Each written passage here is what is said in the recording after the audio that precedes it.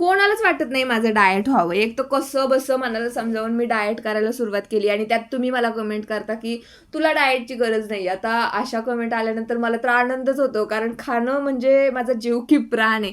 त्यात वहिनींनी काल खावा पाठवून दिला होता. तर म्हटलं चला याचे गुलाबजाम बनवावे. आता बनवले गुलाबजाम, पण मी नाही खाऊ शकणार कारण माझी एकादशी आहे. मग काय चहावरती मी ताव मारला. आबीला ना अभ्यास करायला बसवले, त्यामुळे तो असा करत होता आणि आज माझ्या निष्काळजीपणामुळे माझ्या ट्रायपॉडची ही हालत झाली आहे. कसं तरी जुगाड करून मी हे तयार केलंय आता, पण हे दुसरं येईपर्यंत मला असंच वापरावं लागणार आहे. संध्याकाळच्या टायमिंगला म्हटलं चला फिरून येऊया, मस्त सनसेटचा टाइम होता. लकीली मी गावात गेले आणि तिथे भाजीवाल्या मावशी आल्या होत्या आणि आमची अनुबाई सुद्धा इथे खरेदी करत होती बरं का. आता पावसाळा सुरू झाल्यापासून ना भाज्या थोड्या स्वस्त झाल्यात आणि एवढा मोठा कोथिंबीरचा भेळा मला 20 रुपयाला मिळाला. माझं एक पार्सल सुद्धा इथे आलं होतं. हेच घेण्यासाठी खरं तर मी गावात आले होते. संध्याकाळी घरी आले, मस्तपैकी खिचडी बनवली. असाच होता आजचा माझा दिवस. चला भेटूया पुढच्या ब्लॉगमध्ये. तोपर्यंत बाय.